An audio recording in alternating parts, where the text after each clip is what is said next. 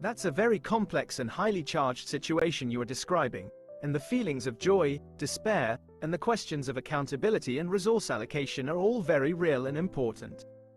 Based on reports, the reaction to a ceasefire and hostage-prisoner exchange is not uniform, but the happiness observed on both sides is often rooted in the immediate cessation of violence and the return of loved ones, even amidst profound grief and uncertainty for the future. Here's a breakdown of the multiple facets of the situation you've touched upon. 1. The happiness and relief. For hostage families in Israel, the release of hostages represents the end of a terrifying and prolonged ordeal. The joy is one of immense relief for the safe return of family members, often mixed with sadness for those who were killed or are still missing. For people in Gaza, the joy, though often described as incomplete or mixed with pain, comes from the immediate end of the brutal fighting, bombardment, and fear. For a population that has endured massive casualties, displacement, starvation, and the destruction of their homes and infrastructure, any pause in the violence and the promise of increased humanitarian aid is a source of profound relief and hope for survival. The release of Palestinian prisoners in Israeli jails also brings great happiness to their families and many Palestinians. 2. The decision to fight and consequences. Hamas's motivation.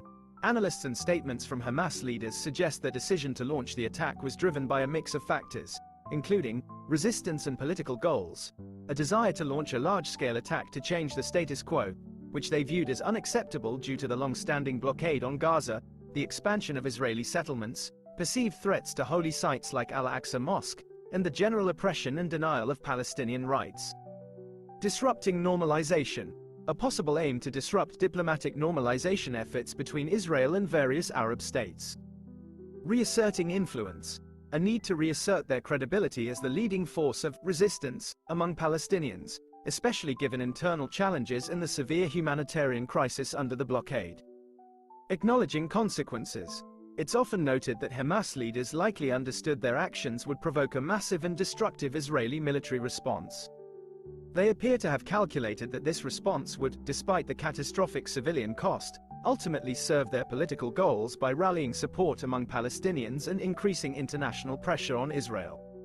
The strategy often employed by insurgent groups is to use the heavy-handed response of the state against it to amplify their cause. 3. The waste and need for aid. Scale of destruction. The destruction in Gaza is unprecedented in recent conflicts, with reports estimating recovery and reconstruction needs in the tens of billions of dollars. One World Bank, UN report suggested $53 billion. Housing, water, sanitation, and health systems are largely decimated. Humanitarian dilemma. Your point about the money for rebuilding being diverted from other countries is a common and valid reflection on the enormous cost of conflict. Reconstruction funds for Gaza will largely come from international donors, raising questions about the diversion of global aid resources. However, the international community often views aid to conflict zones as both a humanitarian necessity and a prerequisite for stability to prevent a return to violence. The urgent need to rebuild homes, hospitals, and infrastructure in a place where people are starving and displaced is considered immediate. Root causes.